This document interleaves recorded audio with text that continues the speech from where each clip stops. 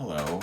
In this video, I'm going to discuss melody and its importance in not just being a jazz musician, but in just being a musician in general, just in any context.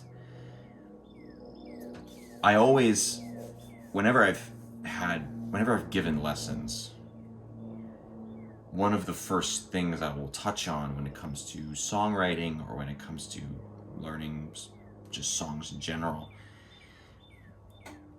is to understand the two components of a song, and that is the chord progression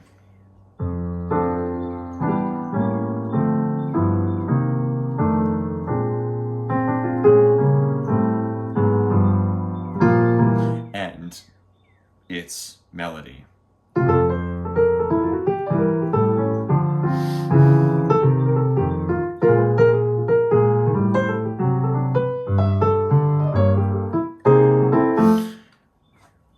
Both make up a song. And as I say, at least, if you don't know the melody and the chord progression, you don't know the song, period. Like, there is no, I kind of know the song, I kind of don't know the song. There is either you know the song or you don't know the song. And sure, in a jam session, you might be able to sit in if you can listen and if you're familiar with the tune, but in that situation, you cannot expect to perform it accurately and with respect to its composer if you don't know the melody and the changes intimately. And intimately means you've listened to it, you understand it, you understand where it's coming from, you understand who wrote it, and its attitude, all those things, because songs are more than just collections of notes and chord changes. Songs are written by people, and those people had preferences and musical ideas of their own. This is what makes them distinctive of one another. This is what makes Thelonious Monk so distinctive. This is what makes Duke Ellington so distinctive. And this also, interestingly, is what makes kind of mediocre songwriters less distinctive, to put it delicately.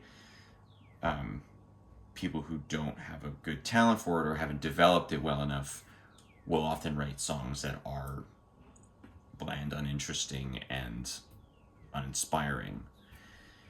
So melody and chord changes are, playing them accurately in a song is really, really, really important. And if you don't do it, if you go to a jam session, for example, if you go to a jam session and you call a tune, and I've seen this many times, if you go to a jam session, you call a tune, and you don't know the melody, or you don't know the form, you don't know how it goes, right? You are going to make a little bit of a fool of yourself, to put it lightly. And I don't say that to, discourage anyone from wanting to play this music and wanting to engage in jam sessions and do that stuff. But if you're really serious about it, you'll have to learn quickly that learning the melody as the composer intended is really, really important. Because the thing is that in jazz music, tradition is, it's not just jazz music, to be fair. All genres of music have this, but this is the world that I know, and what I know is that tradition is huge. Knowing the roots of these songs, knowing who wrote them, and intimately being familiar with them is crucial. Because a lot of jazz musicians, it's a musician's music, and we care immensely about those types of things. So when you pull up and you don't know the melody, it's like, wow, okay, do you care about the music, or are you just playing for some other reason? Which doesn't necessarily mean that you are. Maybe you just didn't really realize, or Everyone's kind of run into this thing where they underestimate what they're up against or anything like that. But one thing's for sure is that if you show up to a jam session or a gig or whatever, and you don't know the tune, the players around you are, it's possible they'll think that you don't take it seriously or you don't value the music for what it is. And they might not want to play with you as much. Now, that depends on the scene, it depends how serious it is, but in the best scenes in the world, that is really the case. Now, tradition is one reason. There's another reason that I think is arguably more important, and that is, I'll start it from this angle. So I once got in a discussion with a classical musician over the importance of memorizing music that we play. And he didn't feel that it was as important. He was I believe, a flute player, and we kind of got this back and forth about the importance of memorizing music. And he's like, well, if I can read the sheet music and being able to competently read the sheet music and play it as it was intended, then that's all I really need to worry about. And, that is a valuable skill, no doubt. And being able to play flute or whatever instrument, being able to play sheet music that's right in front of you, it's something I can't do. I'm not good at doing that. I hate reading sheet music. And that's my own battle, but regardless, being able to play sheet music in front of you is impressive and very valuable, especially when it comes to getting gigs and jobs that are going to put bread on the table. However, when it comes to the music itself, what did Erroll Garner once said, I can't hear you reading the music or something like that. Or I can't hear the sheet music. The sheet music is not music.